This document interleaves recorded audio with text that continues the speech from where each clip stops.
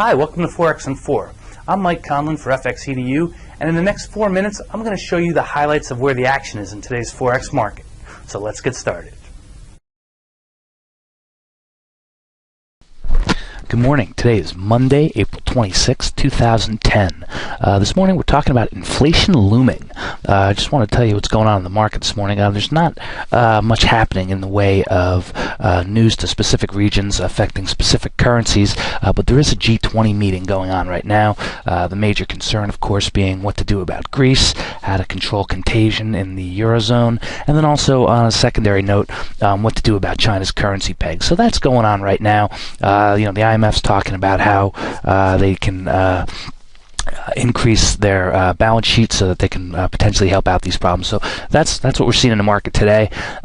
Today, I guess you would consider it a risk-taking sort of day. Although, with these Greek fears out there, I'm a little bit loath to say that. But what I really thought was happening this morning is that inflation may be looming. Now, I don't know where people are in as far as the inflation versus deflation debate. For a while, I've been in the deflation camp, but I think what's happened is that a lot of people have mistaken maybe deflation for deleveraging.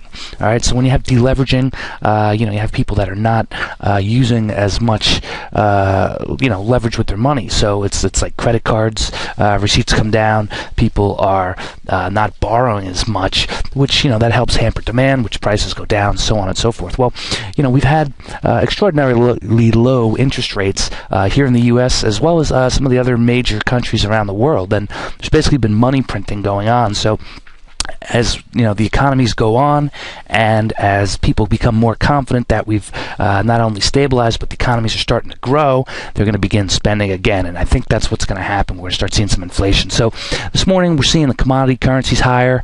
We've got the Aussie dollar here. We can take a look on just a 5-minute chart, right back up to over 93. It's just below right now. We've also got the Kiwi this morning. Kiwi's a big winner. We can look at Kiwi here, Kiwi yen. One of the reasons Kiwi's up so much is because it's kind of been beaten up as of late. People were saying that economic recovery there wasn't happening as quickly as some of the other places, but we had that good news last week out of New Zealand, which is giving people more confidence to put them back into carry trade rotation. Their interest currently is 2.5%, so that's a good sign.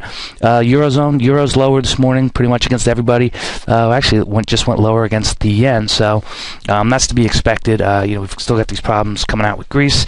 It's getting a little bit tiresome, but Greece's first debt payment is due in mid-May, and hopefully they're going to have a resolution to this prior to that time, and they're also going to show how there's not going to be contagion to the rest of the Eurozone. Pound is higher this morning. Take a quick look.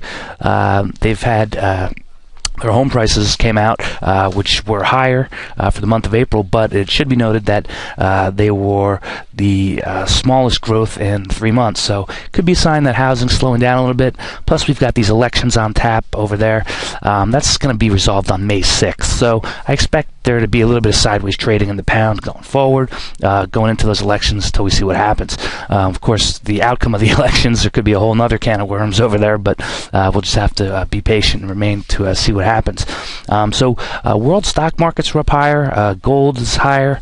Oil just went a little bit lower. I'm not certain if it's a result of dollar CAD, but if we take a quick here, dollar versus the loonie, sitting right at parity. I mean, it's just there. So that's what we're seeing there. We've got some demand for commodities, and of course this other China news looming in the background. That could be the one sort of canary in the coal mine, if you will, that could cause a little bit of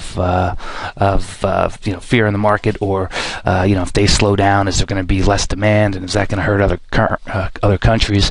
So that could be the next thing that people are looking at after this Greek situation resolves itself and these UK elections. So on a day like today, just kind of keep an eye on what's happening in the other markets, and just note that people are seeing signs that inflation is starting to pick up. You start to hear it a lot more. Should inflation pick up, then we could see some further dollar and yen weakening, and also some more commodity currency strength. So that's what we got for today. Good trading to all. As always, be sure to check out the written blog at www.fxedu.com to get complete coverage of today's Forex market. If you would like to learn more about how to trade the Forex market from professionals like myself, be sure to check out our affordable Forex trading courses. And if you're already a seasoned professional or aspire to be one, ask us how we can help you achieve your Forex goals. Go to www.fxedu.com to get started today.